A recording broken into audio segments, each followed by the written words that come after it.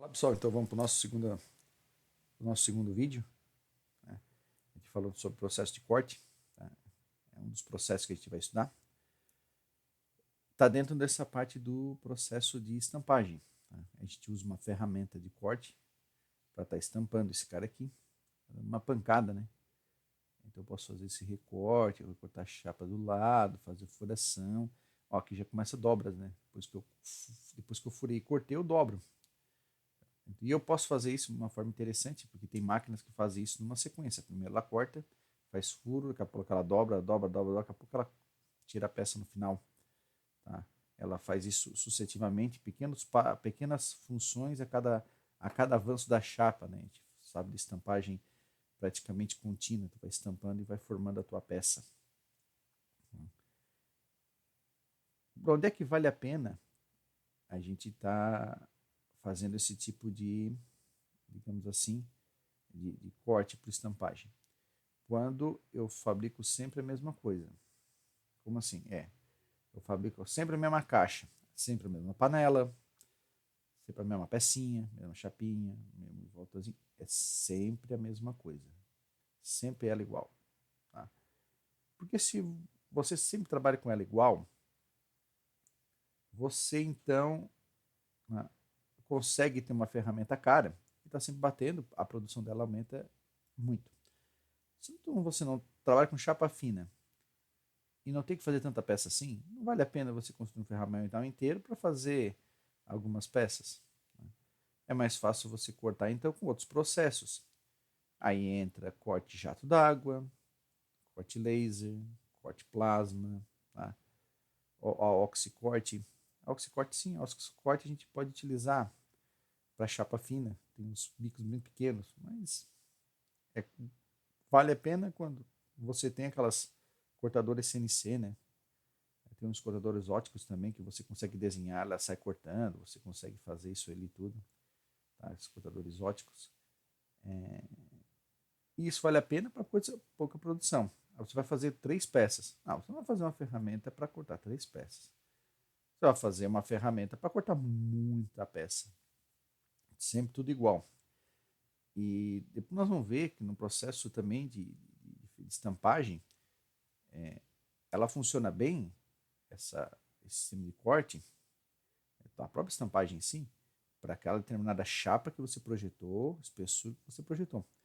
Então, ela funciona bem para aquela espessura e para daquela chapa, aquela específica. Era um saque 500, era uma chapinha, às vezes de uma norma diferenciada lá.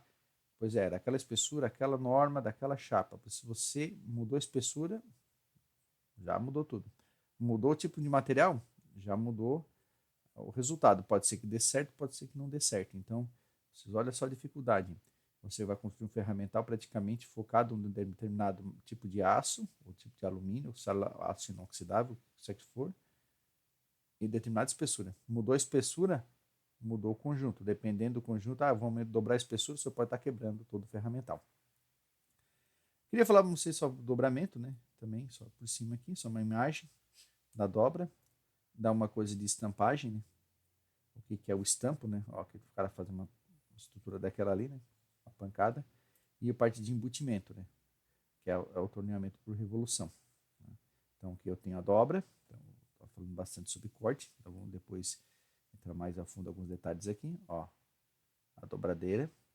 Aqui é uma ferramenta para fazer esse tipo de conjunto de peça aqui. Tá? Parece uma cambuca, hein? E esse aqui é bem interessante. Vou tentar descobrir o que é essa peça aqui. Mas o tamanho dessa peça está fazendo, né? Às vezes a chapa é bem fina, não vai muita força, mas é tamanho de máquina.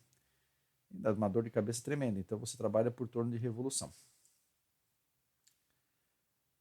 Para a gente então falar sobre antes de a gente começar com a parte de corte, né, entrar com alguns detalhes, eu falar sobre alguns conceitos, tá, dentro do que é a coisa da estampabilidade, né, que é essa capacidade do material ser estampado, né, adquirir forma. Essa capacidade do material, porque não são todos os materiais que têm essa capacidade. Como é que eu descubro essa capacidade? Com os ensaios mecânicos. Existem ensaios de fabricação que te dá essa possibilidade. Depende, tem material que tem pouca estampabilidade, tem material que tem muita dessa característica. Então, eu preciso estampar o capô de um carro, uma coisa. Daqui a pouco você precisa estampar uma panela profunda, é outra história. Ela é diferente, é outra característica, outro tipo de material, é outra finalidade. Aí eu preciso estampar uma caneca para um filtro de carro. Vocês já viram o filtro de óleo de carro? Ele é uma chapa estampada profunda, né? Aquilo é uma outra realidade, é um outro tipo de chapa de aço. Ele tem uma estrutura, ele é feito para selar hermeticamente, né, para conter o filtro lá dentro, para deixar o óleo vazar. Mas eu não vou pegar e botar ele em fogo e ferver, por exemplo, a água. Não é para isso. Tá? Então, cada um tem as suas características. Então, eu tenho que determinar se aquele meu material serve para aquilo que eu quero. Não são todos, por exemplo, alumínio. Alumínio a gente está. Não, depende do alumínio. Tem alumínio que não vai. Aço inoxidável. Depende do aço inoxidável. Dependendo do que quer fazer, não dá certo. Qualquer tipo de aço. Não, vou pegar um aço laminado lá, um 1045, e vou tentar querer a frio estampar esse cara. Não vai dar certo. Não é para isso. Tá? Então, esse conceito da estampabilidade, antes que você vai projetar uma ferramental inteira para descobrir que não deu certo. Se você gastar lá uma pequena fortuna em dinheiro, não deu certo, joga fora a ferramenta. Não é assim. Você tem que conhecer o material que está estampando. E uma dessas formas de você conhecer são os ensaios. Eu vou mostrar um ensaio para vocês, tá? Que é os ensaios de anisotropia. O que acontece, né? É um efeito que ocorre quando a gente está laminando a chapa de aço. Tá? A gente meio que cria, no sentido do laminador, uma série de fibras, né? Você meio que deforma o material num sentido. Você joga o material num sentido, você acaba criando uma determinada resistência mecânica nesse sentido que você lamina. E no sentido 90 graus dele, né, não é a mesma resistência mecânica. Tá?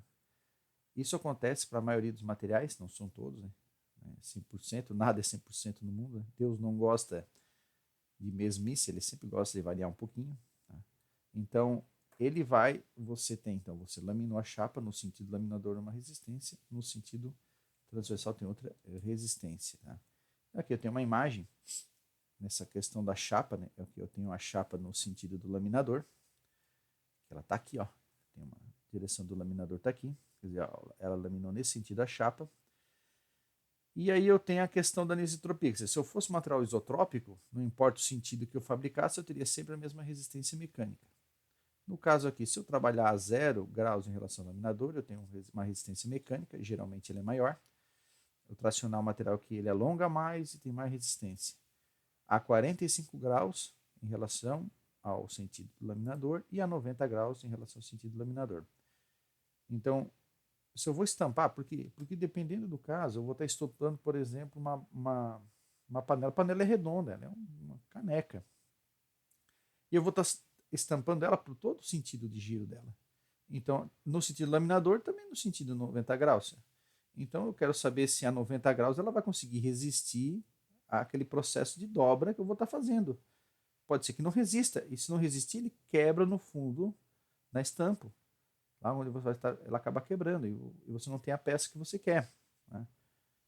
E isso é importante no processo de estampagem, conhecer ele, ver como é que esse cara tá. Então, eu preciso fazer uma dobra, talvez se vocês estavam vendo lá na viradeira. Eu dobrei lá um conjunto 90 graus. Então, mas qual é o sentido? Caso às vezes, dependendo do sentido que você vai, o material na chapa não vai. Ela quebra. Tá? Então, essa é a ideia da anisotropia, é analisar do sentido do laminador qual é a resistência mecânica que tem no material. Tá? Eu vou continuar falando sobre anisotropia no nosso próximo vídeo. Tá? E vou falar sobre as equações matemáticas e os fatores, o que acaba sendo importante.